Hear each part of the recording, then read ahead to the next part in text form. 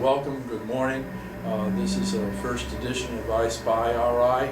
It's a series of conversations that we're having with members that we'd like to share with the members so that they can get a little better idea of who the members are and why they do the things they do.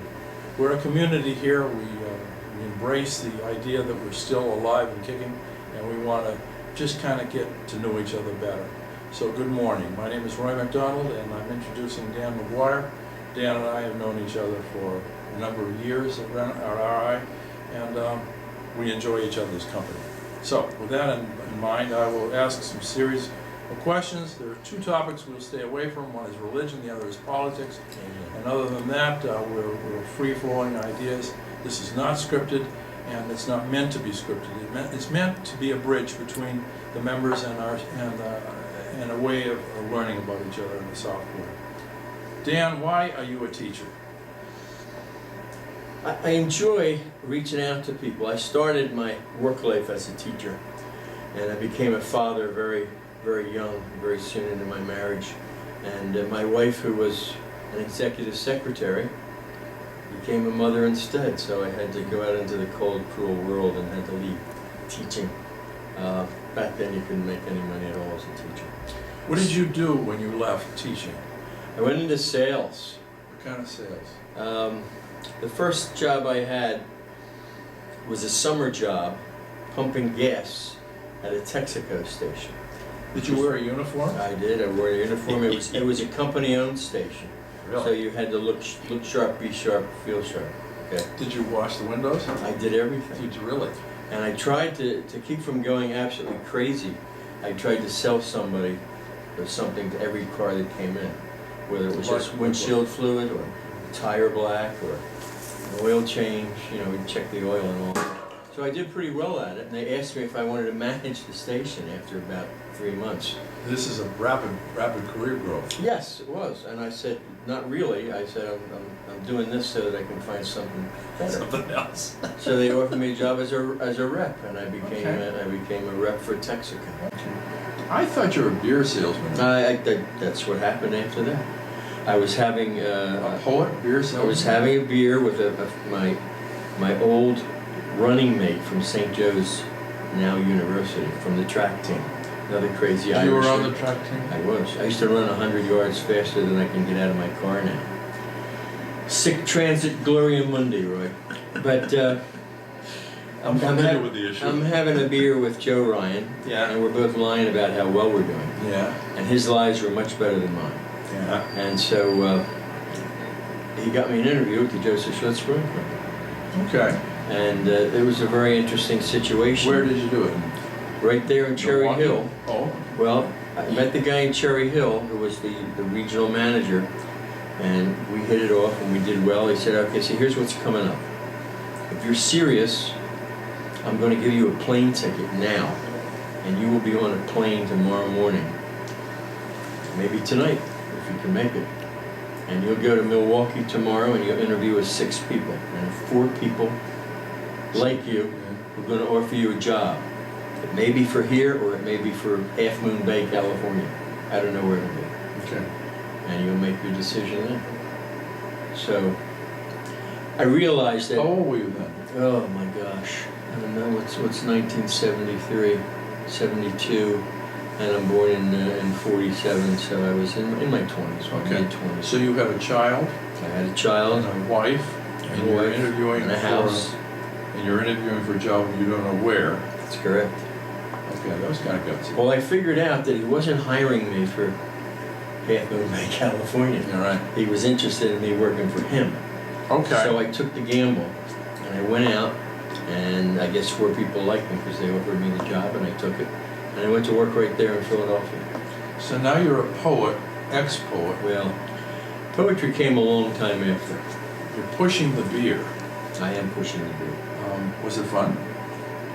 It was a great job for a single man, which I was not. So I lasted there, and I made the mistake of succeeding. What do you mean succeeding?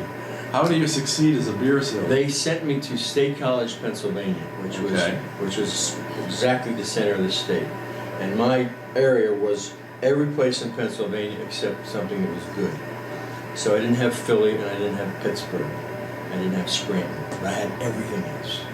And so there's a lot of traveling. Goonies. Erie, Punxsutawney. I was there every April 2nd to see Phil coming out, because I had a beer wholesaler there, and the only way that he'd buy my beer instead of Pabst was if I showed up at the deal.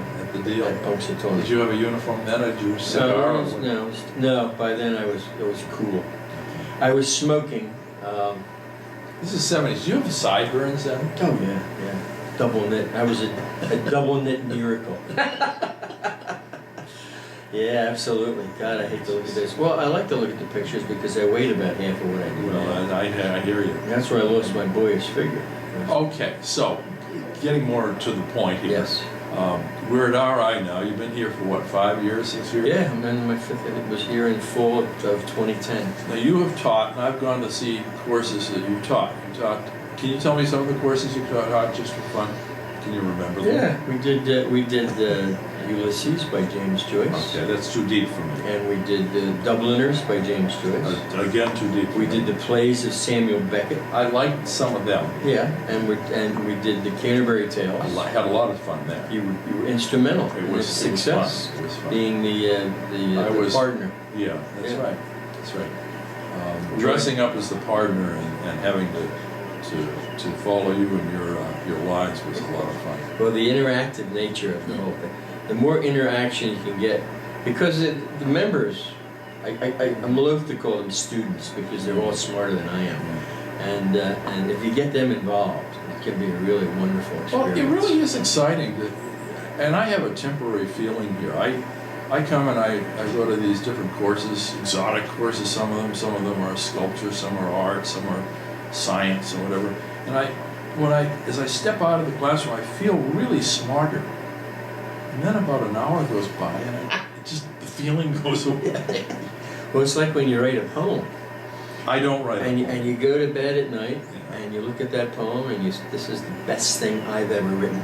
Maybe the best thing ever written. I never had that feeling. But go And then ahead. overnight, something happens to that poem. It grows wattles, and develops You an wake up odor. and what was I smoking? What is this? Who stole my poem? I had that when I used to write love letters. I had that situation. I bet you did that a lot.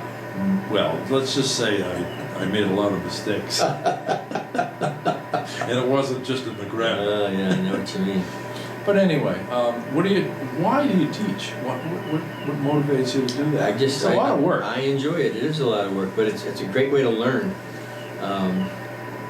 People say that. I really coasted through college. I was on an athletic scholarship. Me too. And I felt that I could do whatever I wanted. And I did. And after it was over, I said, I really missed some wonderful opportunities here. I agree. So now I'm going, why am I teaching James Joyce and Samuel Beckett and now Marcel Proust?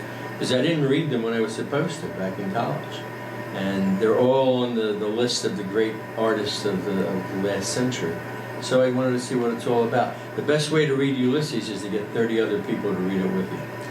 Well, I agree. I'm a series of good intentions. I have in the back of my toilet this book called 100 Greatest Novels Ever Written, and it's like a 2-page what do you call it? Condensation, whatever, right, okay. of these novels. Right. And so far, I've read 3 of them. Well, we've only got 197 to go. And I can't even remember what I read. So I think that you're right. I think it's when you're with other people doing something together, I think it does create a kind of a motivation.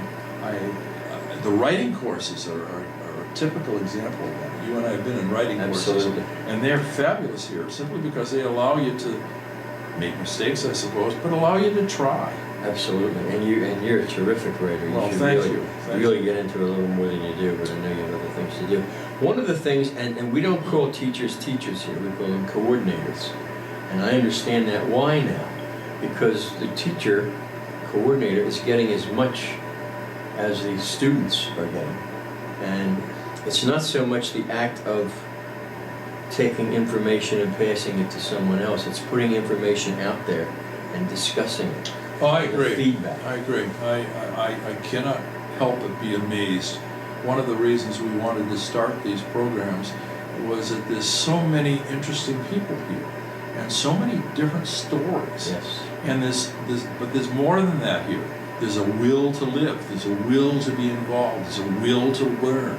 And it's that kind of thing that I frankly need in my life at this time. It's a Renaissance spirit, and this is really a well-named organization because it is a rebirth for many of us, and it is a rediscovery, and it is a redirection, and getting the impetus.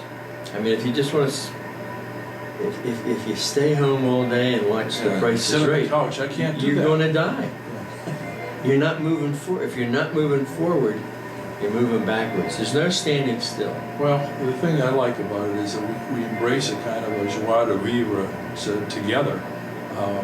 We've been known to break into song. We've been known to Yes, we have. have bagels and munches and dessert first day and Halloween and St. Patrick's Day is coming up and everybody gets dressed up. We have Mardi Gras. These kinds of things, granted, this is an intellectual exercise going to Renaissance. I appreciate that. And that's the reason I came to Renaissance, was this need to try to better myself intellectually. But I found out that why I stayed, and it's been the 8th year now, why I stayed had nothing to do with that. It had everything to do with the fact that I was having fun. It was interesting. Exactly right. And, all the things that I thought school should be. I agree with you. That never I was agree for with me. you. I mean, I used to envy my sister because she loved school. Oh, and she never got a question wrong, so why shouldn't she love it? Yeah. I sat back of those people. Oh, yeah, I sat way back behind those people. And I always got, you have a higher IQ than your sister, you're an underachiever. Yeah, right. So I loved to hear that. But it was true.